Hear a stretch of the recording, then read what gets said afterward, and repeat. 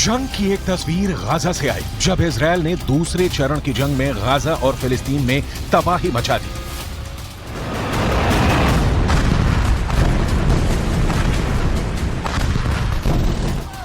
दूसरी तस्वीर रूस के देगिस्तान से आई, जहां फिलिस्तीनी समर्थकों ने इजरायलियों पर हमला बोल दिया।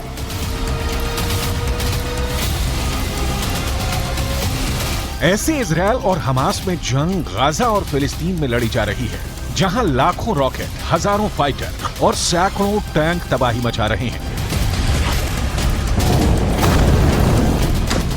लेकिन यहां से 2500 किलोमीटर दूर रूस के देगिस्तान शहर में इजरायल और हमास के बीच चल रही जंग की आग भड़क गई।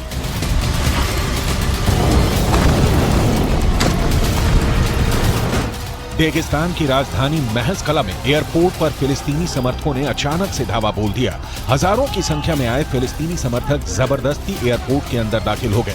तोड़ फोड़ करते हुए एयरपोर्ट पर ही इजरायल के खिलाफ जंग का ऐलान कर दिया। एयरपोर्ट पर मौजूद एक औरत चीख चीख कर चिल्लाती रही कि यहाँ कोई इजरायली नहीं है, लेकिन एयरपोर्ट पर पहुंचे फिलिस्तीनी समर्थक नहीं माने।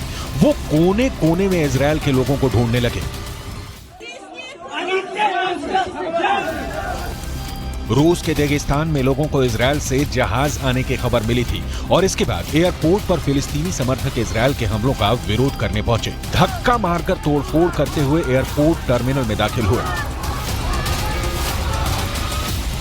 फिलिस्तीनी समर्थकों के एयरपोर्ट टर्मिनल में दाखिल होते ही चारों तरफ अफरा तफरी मच गई। वो चारों तरफ टर्मिनल में इधर उधर घूमने लगे और इजरायल के लोगों को ढूंढने लगे। फिलिस्तीनी समर्थकों ने इजरायल के विरोध में नारेबाजी की और धार्मिक नारे लगाए।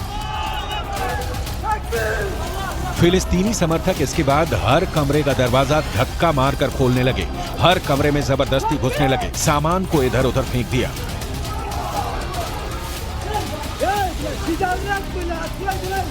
यही नहीं, फिलिस्तीनी समर्थकों ने एयरपोर्ट के बाहर पुलिस की गाड़ी को घेर लिया। वो पुलिस की गाड़ी पर चढ़कर हमला करने लगे। आसपास मौजूद लोगों ने फिलिस्तीन का झंडा लहराया और इजरायल के विरोध में नारेबाजी की। रूस में इजरायल के विरोध में हुए हिंसक प्रदर्शन के बाद इजरायल का गुस्सा भड़क गया। इजरायल के विदेश मंत्रालय की तरफ से एक बयान जारी किया गया और इजरायल विरोधियों पर कार्रवाई की मांग की गई। इजरायल को उम्मीद है कि रूस में कानून संभालने वाले अधिकारी इजरायली और यहूदियों की रक्षा करेंगे, चाहे वो कोई भी हो। दंगाइयों के खिलाफ इजरायलियों पर बेलगाम उकसावे के खिलाफ कड़ी कार्रवाई करेंगे। उधर देगिस्तान के गृह विभाग ने एक बयान में कहा कि वो एयरपोर्ट पर हुए हमलों की सीसीटीवी की जांच कर रहे हैं और हमलावरों की पहचान कर रहे हैं। रूस ने भरोसा दिया कि जो भी इन हमलों में शामिल होगा उन्हें कानून के दायरे में लाया जाएगा। उधर एक दूसरे मामले में इजरायल ने रूस के राजदूत को तलब कर लिया और पिछले हफ्ते मॉस्को में हमास के प्रतिनिधिमंडल की मेजबानी पर विरोध जताया। जबकि इजरायल के विदेश मंत्रालय ने एक बयान जारी कर कहा कि हमास का समर्थन और उनकी मेजबानी इजरायल के खिलाफ हो रहे हमास के आतंकी हमलों का समर्थन करता है।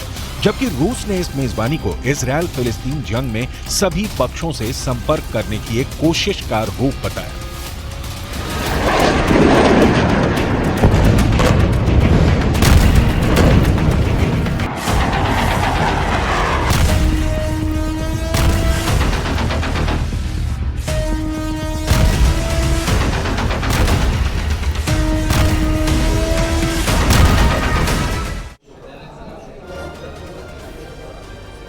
एक महिला की मौत हुई, जिसके बाद उसके शव को चिता पर रखा गया और फिर जो कुछ भी हुआ उसने सनसनी फैला दी। ये रिपोर्ट देखिए।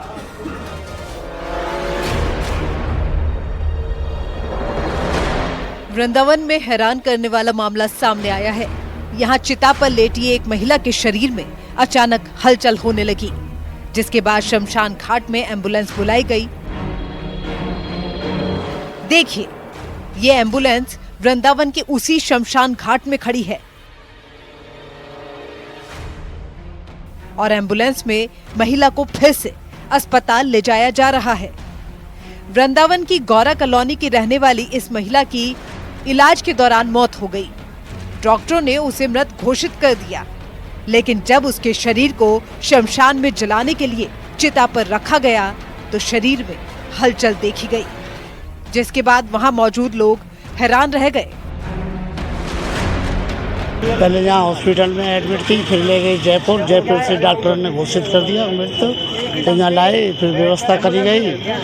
तो यहाँ व्यवस्था यहाँ जैसे ही खोली, मोक्षधाम में खोली, तो उसी ओवरिया चटकने लगी, सांस सी चलने लगी, शंका होने लगी। थोड़ा वेट करा, फिर और सांस सी चलने लगी, ओवरिया भी चटक रही है, थोड़ा सांस आने लगी। फिर मैंने कि भाई तो सांस चली। काफ़ी लोग। महिला को फिर से हॉस्पिटल ले जाया गया। हॉस्पिटल में फिर से डॉक्टर्स ने महिला की जांच की, लेकिन महिला में जान नहीं थी। डॉक्टर्स ने महिला को मृत घोषित कर दिया। ये जयपुर से लेकर आए थे, उनको सुबह 10 बजे एक्सपायर हुए। तो उनको लगा, क्रियाक्रम करने गए तो उनको लगा कि शायद इसमें कुछ जान वगैरह है, तो उसको दोबारा चेक कराने के लिए आए थे। जब एक बार फिर से महिला को, जिसके बाद फिर से महिला के शरीर को शमशान ले जाया गया और अंतिम संस्कार किया गया। लेकिन जिस तरह से चिता पर इस महिला के शरीर में हलचल का दावा किया गया, वो पूरे इलाके में चर्चा का मुद्दा बना हुआ है। न्यूज़ 18 के लिए मथुरा से नितिन गौतम की रिपोर्ट।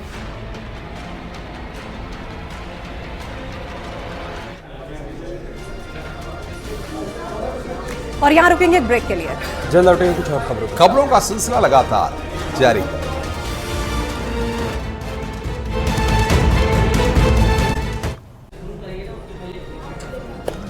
अगर आप जिम कॉर्बेट पार्क घूमने जा रहे हैं तो खबर आपके लिए जरूरी है, क्योंकि कॉर्बेट में सफारी अब महंगी हो गई।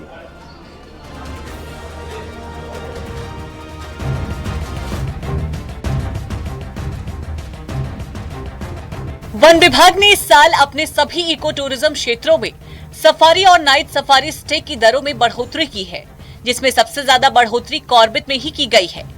यहाँ डे विजिट के सफारी के रेट जहाँ 3 गुने से ज्यादा बढ़ा दिए गए हैं, वहीं नाइट स्टे के रेट 1.5 गुना तक बढ़ गए हैं।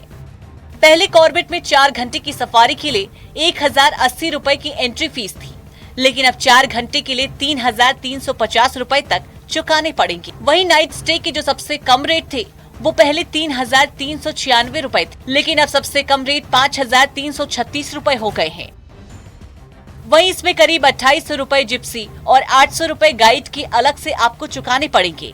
उधर वन विभाग का कहना है कि 14 साल बाद रेट बढ़ाए गए हैं, इसलिए ज्यादा लग रहे हैं। इसलिए अब साल दर साल एक निश्चित प्रतिशत की बढ़ोतरी की जाएगी, जिससे रेट धीरे धीरे बढ़ेंगे। दरें नहीं बढ़ाई गई तो इसका मतलब यह नहीं है कि अगर पिछली गलती हो तो उसमें सुधार न लाया जाए। अब तो सरकार ने ज़्यादातर निर्णय ये लिए हैं कि जहाँ पर दरों को रिवाइज करने का प्रश्न होता है, पर ईयर उस पर एक सर्टेन परसेंटेज बढ़ा दिया जाएगा, और सर्टेन परसेंटेज बढ़ने से कोई किसी की सेहत पर असर भी नहीं पड़ेगा, और लगातार वो धीरे धीरे बढ़ता रहेगा। दूसरी ओर वन्य जीव प्रेमी इन रेट्स को बढ़ाने का विरोध कर रहे हैं। उनका मानना है कि नेशनल पार्क, टाइगर रिजर्व और वन्य जीव बिहार जैसे वन्य जीव बहुल क्षेत्र में इस तरह की रेट वृद्धि उचित नहीं है। अगर हम लगातार रेट बढ़ाते रहे, इस तरह से 1.5 से 3.5 गुने तक रेट बढ़ाए गए हैं, तो कहीं ना कहीं आम जनमानस और जो मध्यम वर्गीय लोग हैं या पार्क के आसपास का ग्रामीण समुदाय है, वो पार्क घूम नहीं पाएगा और कहीं ना कहीं वो संरक्षण की अवधारणा से दूर। कभी वन्य जीवों के लिए बनाए गए ये आराम गृह आज वाइल्ड लाइफ टूरिज्म के लिए मुसीबत साबित हो रहे हैं। लेकिन शुद्ध विशुद्ध कर इन्हें स्थानीय और आम लोगों से दूर कर विभाग संरक्षण कौन सा संदेश देने की कोशिश कर रहा है, ये समझने से परे है। न्यूज़ 18 के लिए रामनगर से गोविंद पाटनी की रिपोर्ट।